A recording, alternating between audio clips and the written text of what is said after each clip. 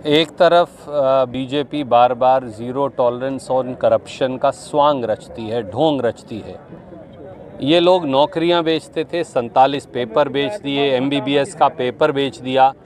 अब ये अंडमान निकोबार के उपराज्यपाल का पद भी बेच रहे हैं। 10 करोड़ रुपए से ज़्यादा दे दिए गए। ये तो अगर ना पकड़े जाते तो 100 करोड़ रुपए का अदल बदल हो जाता, जितने पैसों में डील हुई थी।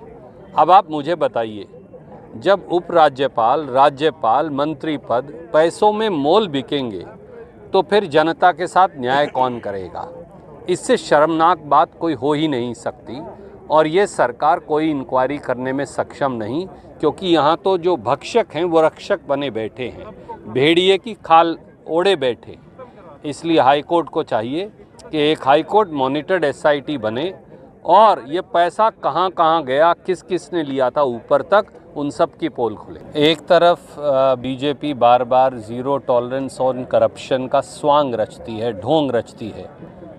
ये लोग नौकरियां बेचते थे, 47 पेपर बेच दिए, एमबीबीएस का पेपर बेच दिया। अब ये अंडमान निकोबार के उपराज्यपाल का पद भी बेच रहे हैं। 10 करोड़ रुपए से ज़्यादा दे दिए गए। ये तो अगर ना पकड़े जाते तो 100 करोड़ रुपए का अदल बदल हो जाता, जितने पैसों में डील हुई थी।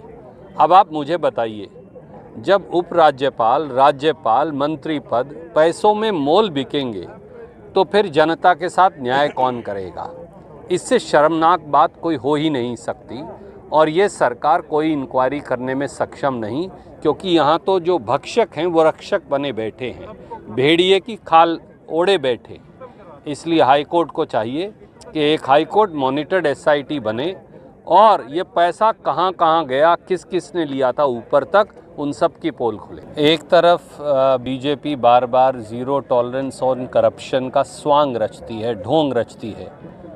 ये लोग नौकरियां बेचते थे, 47 पेपर बेच दिए, एमबीबीएस का पेपर बेच दिया।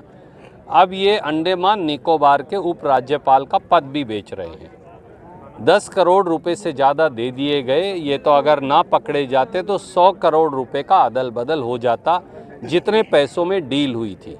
अब आप मुझे बताइए, जब उपराज्यपाल, राज्यपाल, मंत्री पद पैसों में मोल बिकेंगे तो फिर जनता के साथ न्याय कौन करेगा? इससे शर्मनाक बात कोई हो ही नहीं सकती। और ये सरकार कोई इंक्वायरी करने में सक्षम नहीं, क्योंकि यहाँ तो जो भक्षक हैं वो रक्षक बने बैठे हैं, भेड़िए की खाल ओढ़े बैठे।